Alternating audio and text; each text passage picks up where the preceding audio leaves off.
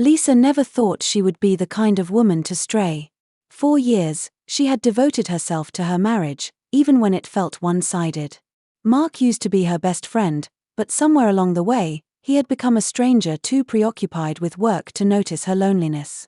Their next-door neighbor, Ryan, had always been friendly but distant. He had recently gone through a painful divorce, and Lisa often saw him outside, lost in his own thoughts. One evening, after another argument with Mark that left her feeling invisible, Lisa stepped outside for air. Ryan was there, sitting on his porch, a glass of whiskey in hand. "You okay?" he asked, his voice laced with concern. That simple question broke her. Before she knew it, she was spilling everything: how Mark barely touched her anymore, how she felt like a ghost in her own home. Ryan listened, really listened, in a way Mark hadn't in years. That night, Lisa found herself drawn to Ryan's warmth, the way he understood her without judgment. It started as innocent late-night talks, but as the weeks passed, the emotional connection turned into something neither of them could ignore. One night, when their hands brushed and neither pulled away, everything changed. Guilt and passion intertwined as Lisa found herself in Ryan's arms. For the first time in years, she felt wanted, desired. It was intoxicating and terrifying all at once. But secrets have a way of surfacing. Mark began to notice the changes: Lisa's distant stares, her newfound confidence, the way she checked her phone a little too often.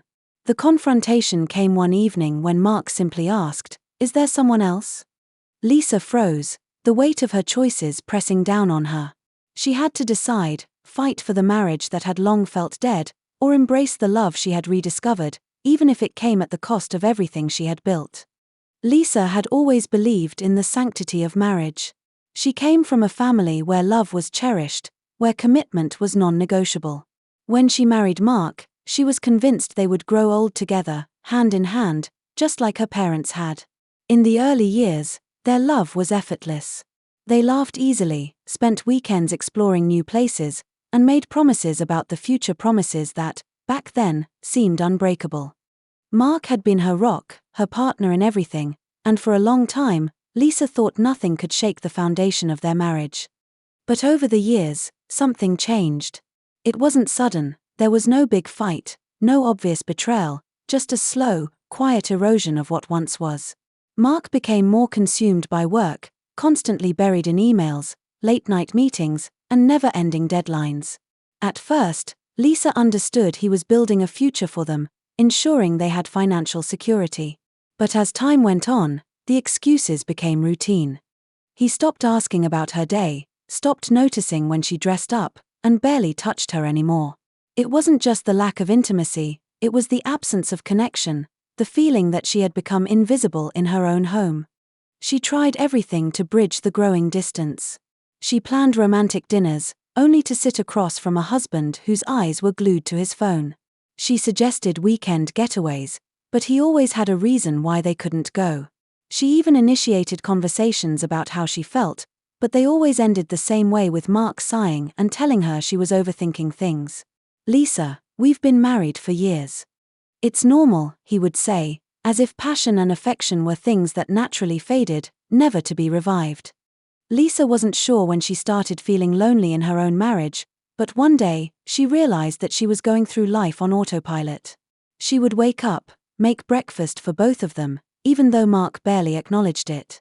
She would go through the motions of her day, smiling at friends, pretending everything was fine, but deep inside, a hollow ache gnawed at her.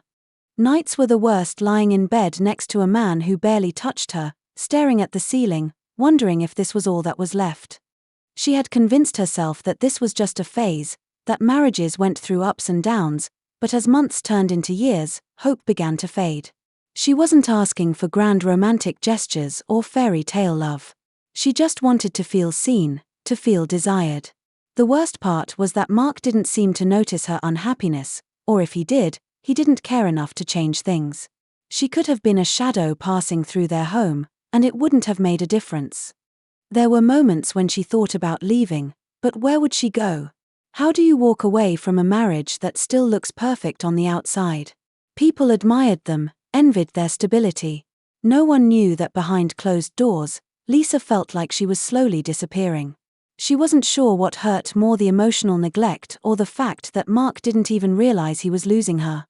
Lisa found herself wondering if this was what marriage was supposed to be, a partnership of routine rather than passion, of habit rather than love. She felt trapped, suffocated by the weight of what they had become.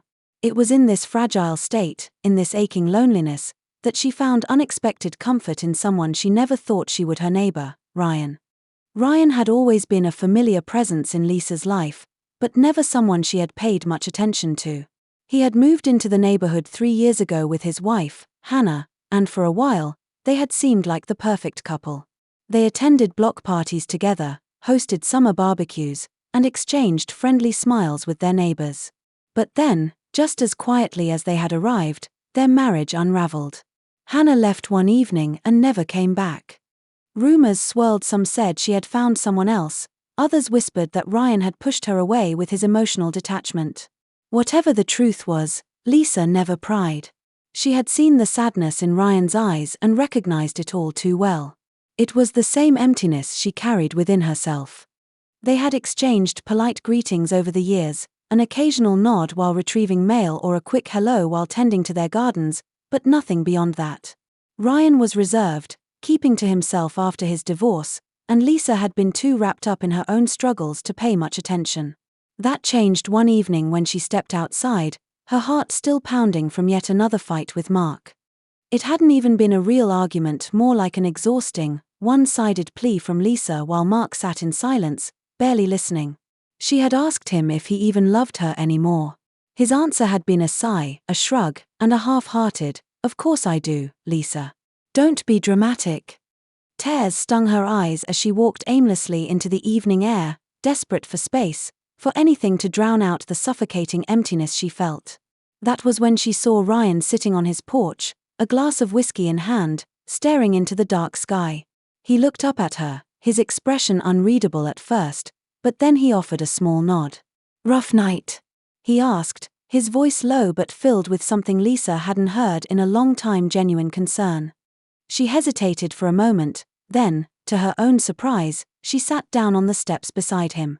It was strange comforting, even to sit next to someone who wasn't expecting anything from her, who wasn't dismissing her feelings or telling her she was overreacting. She found herself talking, words spilling out before she could stop them. She told him about the loneliness, the feeling of being unseen, the way she had started to doubt whether love was even real anymore. Ryan didn't interrupt, didn't offer empty reassurances. He just listened. As the night deepened, Lisa found herself studying Ryan in a way she never had before. He had a quiet strength about him, a steadiness that was different from Mark's cold distance. There was something deeply human about him, something raw and real. He wasn't trying to fix her or tell her what she should do, he simply understood. And in that understanding, Lisa felt something shift inside her. From that night on, their late-night talks became a quiet ritual. It was never planned, never spoken about, but somehow, they always found each other. Some nights, they sat in silence, sharing the same space without the need for words. Other nights, they talked about everything: failed relationships, lost dreams, regrets, and what ifs. Lisa hadn't realized how much she had missed being truly heard until Ryan. She told herself it was innocent, that she was simply finding solace in a friend, but deep down, she knew better. There was a pull between them, an unspoken tension that neither of them acknowledged, but both felt. It was in the way Ryan looked at her, the way his gaze lingered just a second too long. It was in the way her heart raced whenever their fingers brushed by accident. It was in the way she started looking forward to seeing him, to those fleeting moments that made her feel alive again. And then, one evening, something changed. Lisa had been laughing at a story Ryan was telling, a rare moment of lightness in her otherwise heavy days. When the laughter faded, she turned to find him watching her, his expression unreadable yet intense. The space between them felt charged, the air thick with something unspoken. Neither of them moved, neither of them looked away. It was in that moment Lisa realized the truth: this was no longer just comfort, no longer just two lonely people sharing their pain. Something far more dangerous was brewing between them, something she wasn't sure she could walk away from. Lisa told herself that what she had with Ryan was nothing more than friendship and emotional escape, a connection she desperately needed. But the lie became harder to believe with each passing day. The way she looked forward to their meetings, the way her heart raced when she saw his name light up on her phone, the way she felt lighter, more alive, whenever she was with him, it was all starting to feel like something more. And deep down, she knew it was only a matter of time before something happened that couldn't be undone. She tried to convince herself that she wasn't doing anything wrong. She and Ryan hadn't crossed any physical boundaries, after all. There were no stolen kisses, no lingering touches beyond what could be excused as accidental. But the emotional intimacy they shared was undeniable, and it was starting to bleed into every aspect of Lisa's life. She found herself distracted at home, barely present in conversations with Mark, her mind always drifting back to Ryan, his voice, his words, the way he made her feel seen. She stopped caring if Mark noticed. Late one evening, as Lisa sat in the dim light of her living room, she picked up her phone without thinking. Her fingers hovered over Ryan's name before she finally gave in and typed out a message, "Can't sleep." The response came almost instantly. "Me neither. Want to talk?" That was all it took. She slipped out of bed as quietly as possible, heart pounding as she tiptoed past the closed bedroom door where Mark slept, oblivious. Outside, Ryan was already waiting on his porch, his expression unreadable in the soft glow of the streetlights. She didn't ask if he had been expecting her. The answer was in the way he exhaled as she sat beside him, the way his body relaxed as if he had been holding his breath. They talked in hushed voices, as if speaking too loudly would make the moment too real. Ryan opened up in a way he never had before, telling her about the nights he spent staring at the ceiling, replaying every moment of his failed marriage, wondering where it all went wrong. Lisa listened, but the more he spoke, the more she realized she wasn't really hearing his words. She was watching the way his lips moved, the way his hands rested loosely on his knees, the way his eyes searched hers in the quiet spaces between sentences. A gust of wind sent a shiver down Lisa's spine, and before she could stop herself, she wrapped her arms around her body in an attempt to keep warm. Ryan noticed. Without a word, he reached for the blanket draped over the porch railing and placed it over her shoulders. But instead of pulling away, his fingers brushed against her skin, lingering for just a moment too long. Lisa's breath hitched, her pulse quickening. She should have moved, should have broken the moment before it could spiral into something dangerous. But she didn't.